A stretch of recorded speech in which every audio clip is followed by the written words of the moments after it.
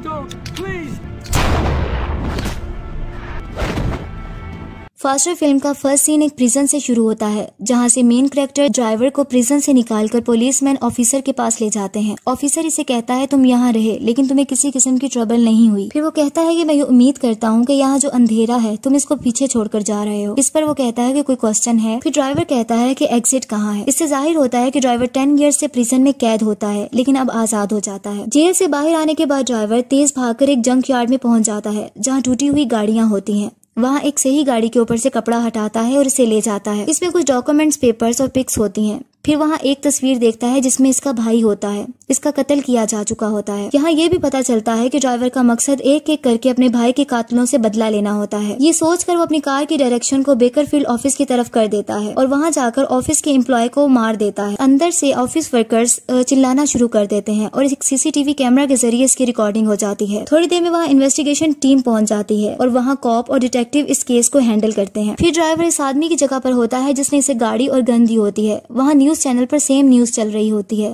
कि बेकरफील्ड में एम्प्लॉय को मार दिया गया और मर्डरर्स की एज 30 इयर्स थी और हाइट 6'5" थी। पुलिस ने अभी विक्टिम का नाम नहीं बताया। ड्राइवर इस आदमी को पैसे देता है, लेकिन वो आदमी इससे कहता है कि बताओ तुमने प्रिजन में रहकर इतना पैसा कहाँ से स्मगल किया। जिस पर ड्राइवर कहता है कि तुम्हें जानने की जरूरत नहीं है। ड्राइवर इससे इसके भाई के कातलों की नेम्स की लिस्ट मांगता है और फिर वो उस आदमी से पैसों की और डिमांड करता है और ये कहता है कि मुझे ये लिस्ट हासिल करने में 10 इयर्स लगे हैं। ड्राइवर हाइपर हो जाता है और वो आदमी डर कर नेम लिस्ट को ड्राइवर को दे देता है। घर दिखाया जाता है जहाँ एक न्यू कैरेक्टर सामने आता है। वो किलर होता है। शुरू में वो एक्सरसाइज करता हुआ दिखाया जाता है। यहाँ से पता चलता है कि उसने बहुत से चैलेंजेस को एक्सेप्ट किया है और विन भी किया होता है। वहाँ इसकी दोस्त लिली भी होती है। किलर इसको कहता है कि मूव ऑन करने का टाइम है। इसके बाद किलर को कॉल आती है और इसे कहा जाता है कि तुम्हारे लिए एक क्लाइंट है, क्योंकि तुम चैलेंजेस को पसंद करते हो। तुम्हें लोकेशन के बारे में बता दिया जाएगा। ये क्लाइंट सोचता है कि वो टारगेट इसके पीछे है और इसे मारना चाहता है और वो कहता है कि काम जितनी जल्दी हो सके करो। ये इस किलर को ड्राइवर का कत्ल करने के लिए कहा जाता है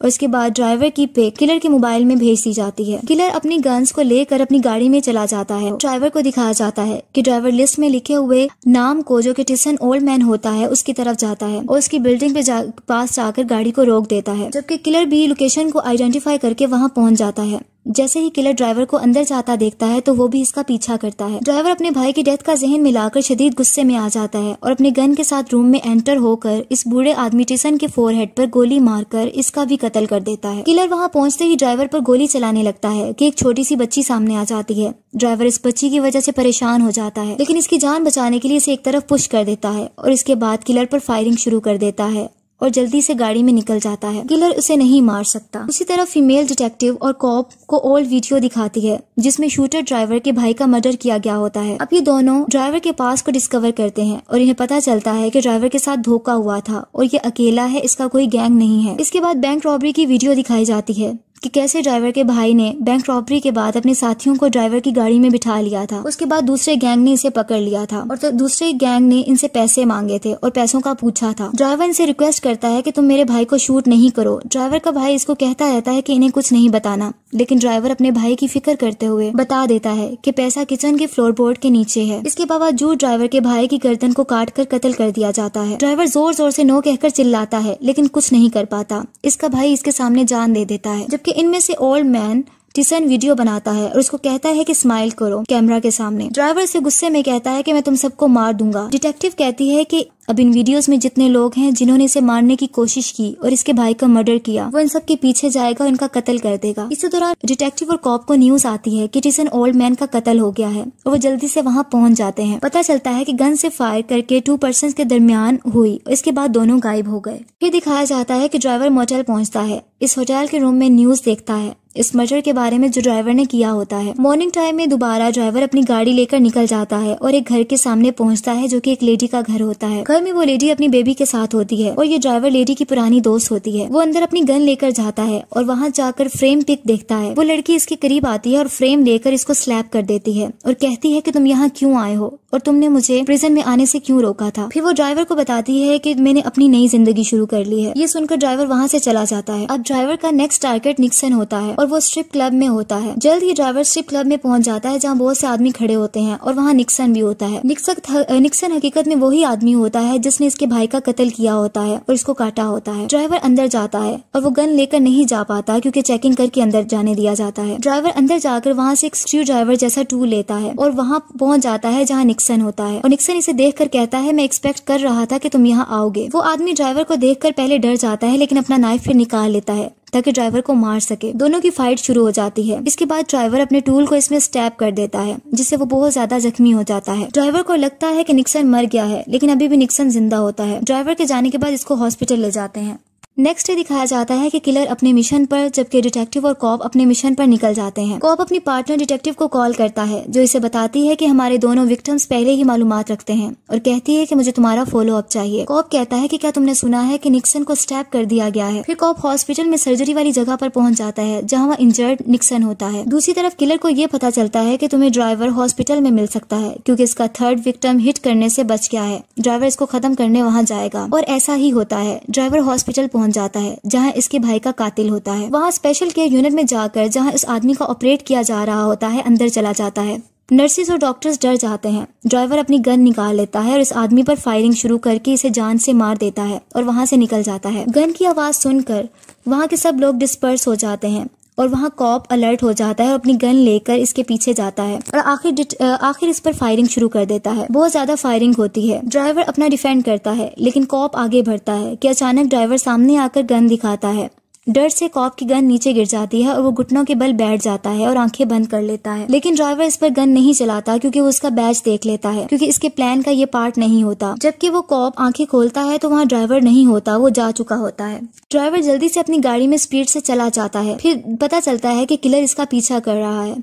ड्राइवर का पीछा होता है और किलर अपनी कार में बहुत स्पीड से इस कार का पीछा करता है। आखिर दोनों कार्स एक जगह रुक जाती हैं। ड्राइवर किलर की कार व्हील पर फायर कर देता है जबकि किलर ड्राइवर पर फायर करता है जिससे इसकी नेक पर बुलेट लग जाती है और खून बहता है। ड्राइवर जल्दी से अपनी कार को स्पीड से ले जाता है। किलर को कॉल आती है जिसमें एक आदमी कहता है कि क्लाइंट ये काम करने जल्दी चाहता था और ये चाहता है कि तुम अगर ये नहीं करना चाहते तो नहीं करो। जिस पर किलर कहता है कि नहीं, मैं ये काम करना चाहता हूँ। अब ड्राइवर को शूट किया जा चुका होता है गर्दन पर, उसका खून बह रहा होता है। वो इस जख्म के साथ एक घर में पहुंचता है जो कि इसकी मदर का घर होता है और वहाँ अपने फादर को तलाश करता है। फिर उसे पता चलता है कि 3 या 4 साल पहले ही इसका फादर मर चुका है। उसके बाद वो उसकी मदर जो उसकी माँ होती है वो इसकी नेक पर गन शॉट के वन पर स्टिच करती है और पूछती है कि तुम प्रिजन से कब बाहर आए हो, जिस पर ड्राइवर बताता है कपल ऑफ डेज। उसके बाद ये भी बताया जाता है ड्राइवर यहाँ अपने फादर का कत्ल करने आता है। इसकी माँ कहती है कि अगर तुम सोच सकते हो कि एक बाप अपने बेटे का मर्डर करवा सकता है, वो तुम्हारे भाई से बहुत प्यार करता था और ये सच है, तुम्हारी गलती भी नहीं। मैं सॉरी करती हूँ कि मैं तुम्हें प्रोटेक्ट नहीं कर सकी। और वो रोने लगती है। फिर ड्राइवर कहता है कि मेरा भाई सिर्फ अकेला था जो मेरा ख्याल रखता था।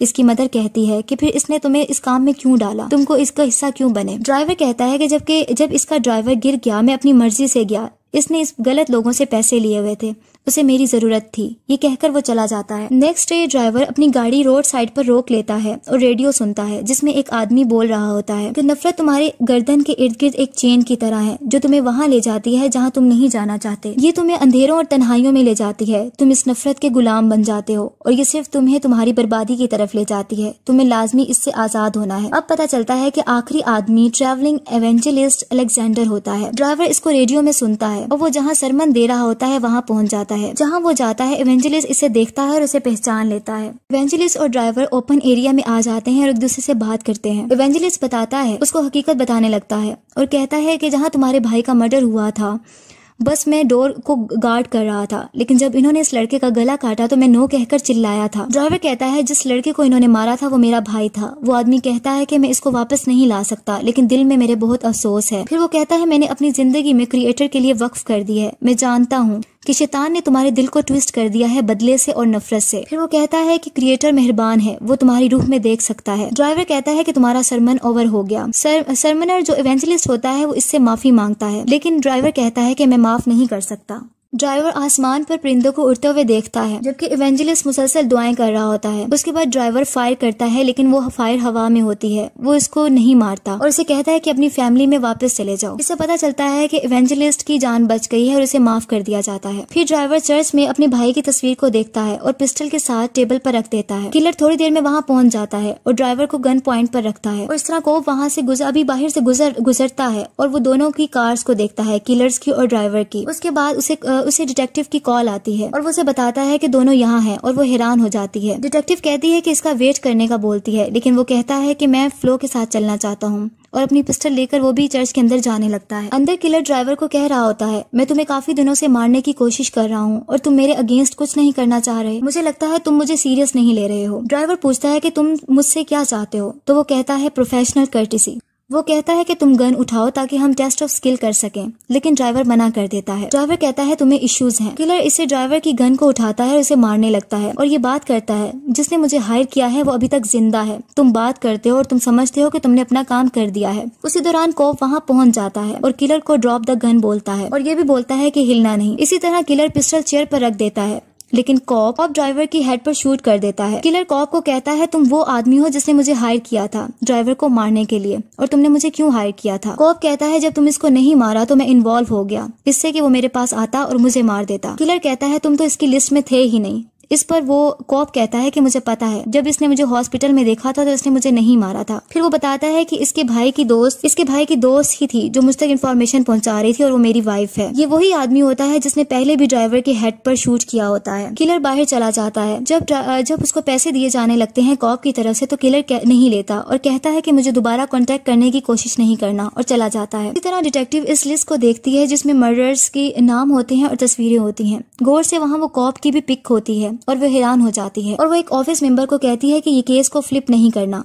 दूसरी तरफ कॉप अपनी फैमिली को कॉल करता है और उसे कहता है कि मैंने केस को क्लोज कर दिया है, परेशान नहीं होना, मैं कपल आवर्स में घर पर आ जाऊंगा, सब ओवर हो गया है। इतनी देर में ड्राइवर इसकी बैक साइड पर आता है और इसे शूट कर देता है। ड्राइवर जिंदा होता है। मरते मरते कॉप पूछता है कि तुम जिंदा कैसे हो। ड्राइवर इसे मेटल दिखाता है जो इसके सर की बैक साइड पर लास्ट में सेट की गई थी। कॉप कहता है कि मैंने अपनी हेल्थ खुद बनाई है। ड्राइवर इस पर दूसरा गन फायर कर देता है जिससे कॉप की डेथ हो जाती है। डिटेक्टिव वहाँ पहुंचती है और इसको कॉप की डेड बॉडी मिलती है। ड्राइवर सब मर्डरर्स को मार चुका होता है जो कि इसके भाई के कत्ल में इन्वॉल्व थे, सिवाय एवेंजलिस्ट अलेक्जेंडर के, क्योंकि उसने माफी मांग ली होती है। आखिर में ड्राइवर अपने भाई की एशेज को समुद्र में बहा देता है क्योंकि वो अपने भाई का बदला ले चुका होता है। जबकि दूसरी तरफ ट्रैवलिंग एवेंजलिस्ट अलेक्जेंडर को दिखाया जाता है जो फॉरगिवनेस पर अपना सरमन दे रहा होता है।